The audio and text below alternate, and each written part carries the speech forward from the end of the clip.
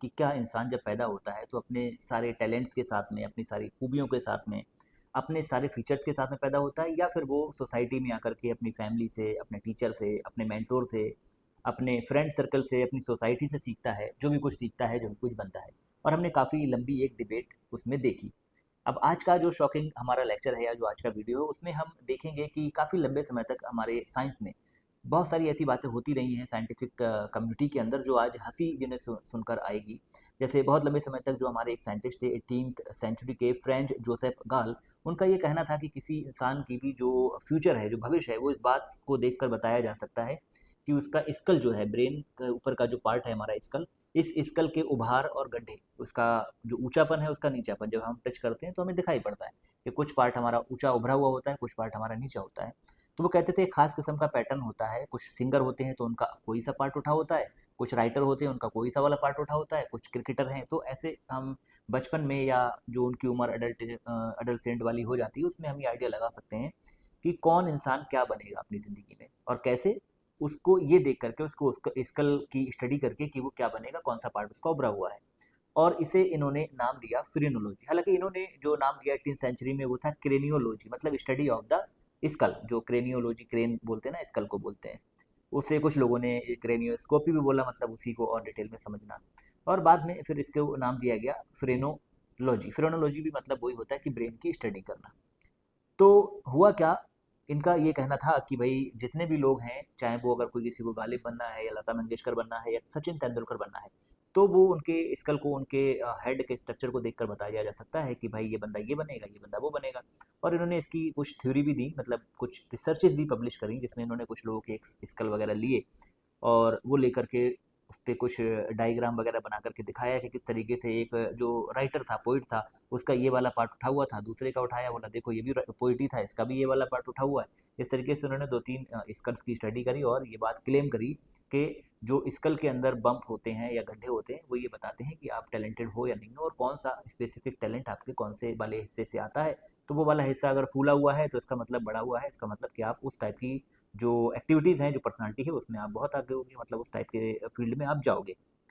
अब जब ये साइंटिफिक कम्युनिटी में ये बात गई, तो साइंस के में भी स्टडी होती है, और साइंस में स्टडी थोड़ी ज़्यादा लेवल पर करी, और डेटा जब बड़ा हुआ, तो जो स्कल इन्होंने 2-3 किसी राइटर के, किसी फिलोसोफर के स्टडी करी थी, उसके बेस पे जो ये क्लेम कर रहे थे, वो सारे ध्वस्त हो गए। क्योंकि आगे चल के पता ये चला कि जब ज़्यादा डेटा लिया गया, तो साइंस के अपने तकाजे ये होते हैं कि जैसे ही डेटा बढ़ता है, तो जो आपका क्वेश्चन है, आपका जो हाइपोथेसिस है, वो और ज़्यादा स्ट्रांग होता जाता है। लेकिन यहाँ पर केस हुआ उल्टा, कि जितना ही ज़्यादा हम इसका ले रहे थे, ये जो साइंटिफिक कम्युनिटी वाले, तो पता चल रहा है कि जो पैटर्न है वो बहुत अलग है किसी ऐसे इंसान में जिसका जो राइटर है उसका एक खास हिस्सा उठा हुआ है, लेकिन देखा जा रहा है तो दूसरे राइटर का नहीं उठा हुआ है। तो इस टाइप की चीज़ें देखकर एक समय आया कि इस सारी थ्योरी को नल एंड वाइड कर दिया गया।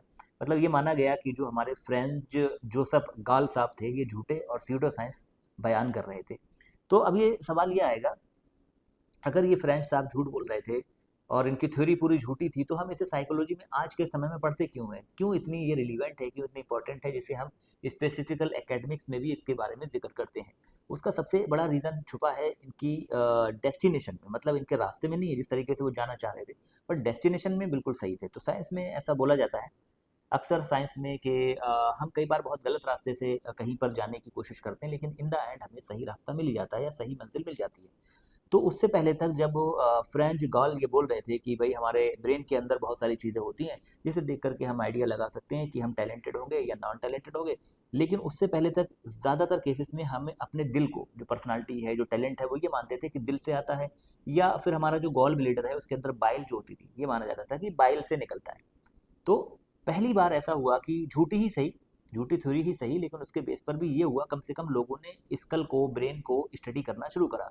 और वहाँ से हमारा लोकलाइजेशन ऑफ द ब्रेन शुरू हुआ, कि हमने ये जानने की कोशिश करी कि ब्रेन के अंदर कुछ ऐसी चीज़ें होती हैं जो हमारी पर्सनालिटी, हमारी सक्सेस, हमारी फेलियर, हमारे डिसीजन मेकिंग में हेल्प करते हैं। तो अब ये बस बहुत सारे लोगों को शॉकिंग लगेगा कि यार कितने समय तक हम ये मानते रहे कि दिल और हमारा पित्त और जो बाइल है, उसकी वजह से हमारी पर्सनालिटी, हमारा जो सक्सेस होना, फेलियर होना, डिसीजन लेना, ये सब उस पर डिपेंड करते थे। ऑफकोर्स करते थे। साइंस बहुत ग्रेजुअली और बहुत नए-नए मरहलों से, बहुत नए-नए स्टेप से गुजरती हुई हमारे पास तक पहुँची है। तो जो जिस चीज़ों पे आज हमें हँसी आती है, एक्चुअल में उस चीज़ को कई-कई 100 साल तक लोगों ने बिलीव किया है। फिर हुआ ये कि जब ये बात समझ आई कि भाई थ्योरी तो झूठी है, लेकिन ज़्यादातर स्टडीज़ तो हुई, लोगों ने स्कल को पढ़ना शुरू करा, उनके पार्ट देखना शुरू करे, left brain, right brain, parietal bone, frontal bone, occipital bone, ये सब देखी गई। तो लोगों को लगा यार इसमें और आगे बात करनी चाहिए। जो ब्रेन का जो अंदर का जो स्ट्रक्चर है, वो केवल कोई जेली नहीं है, कोई मांस का टुकड़ा नहीं है, वो दरअसल पूरी जो हमारी मशीन है बॉडी की, उस मशीन को ऑपरेट करता है, सिग्नल भेजता है, कंट्रोल करता है। ये सारे काम हमने पढ़ने शुरू करे और ये समझ आया कि ब्रेन के जो अलग अलग पार्ट हैं, लेफ्ट ब्रेन और राइट ब्रेन, और राइट ब्रेन के अंदर जो पीछे का ऑसिपिटल पार्ट है, या फिर फ्रंट का जो हमारा प्रीफ्रंटल कोर्टेक्स है, इनके सबके फंक्शन, कंट्रोलिंग और इनकी क्या क्या प्रोसेस होती है, और कौन कौन से न्यूरोकेमिकल न्यूरो इसमें काम करते हैं। अब सोचो एक झूठी थ्योरी के बेस पे कहाँ तक इंसान पहुंच गया। तो फिर ये बात ज़्यादा क्लियर हो गई और लोगों ने फिर इसी वजह से आज हम जो है इसको सराहा भी। फ्रैंक जो हमारे कि गॉल साहब थे, और उसके बाद इनकी थ्योरी को झूठा ही सही पढ़ाया गया और उसका बेस बताया गया किस तरीके से लोकलाइजेशन ऑफ द ब्रेन, हमने ब्रेन की स्टडी करना शुरू कर दी है। अब रास्ता चाहे उनका रॉन्ग था, उनकी थ्योरी चाहे रॉन्ग थी, लेकिन डेस्टिनेशन बिल्कुल क्लियर थी, जिसके बेस पे हम आज यहाँ तक पहुँचे हुए हैं। बाकी अब हम अगली वीडियो में ये देखेंगे कि जो पार्ट ऑफ द ब्रेन है जिन्हें हम फिजिकल ब्रेन बोलते हैं, और जो फंक्शनिंग ऑफ द ब्रेन है, जो फिजिकल नहीं होता लेकिन उसके फंक्शन होते हैं, थिंकिंग है, बहुत सारे इमोशंस हैं, वो कहाँ से आते हैं। तो स्ट्रक्चर और फंक्शन के बीच में क्या फ़र्क होता है ब्रेन के, अगली वाली वीडियो में हम वो देखेंगे। बाकी आपको ये पूरी साइकोलॉजी की सीरीज़ कैसी लग रही है? अगर आपको कुछ क्वेश्चन हैं, आपको कुछ डाउट हैं, वो हमसे पूछ सकते हैं। एंड आपका कोई टॉपिक है स्पेसिफिक, तो उसके बारे में पता कर सकते हैं। आज के लिए इतना ही, मिलते हैं कल एक नेक्स्ट वीडियो में। Thank you, all the best.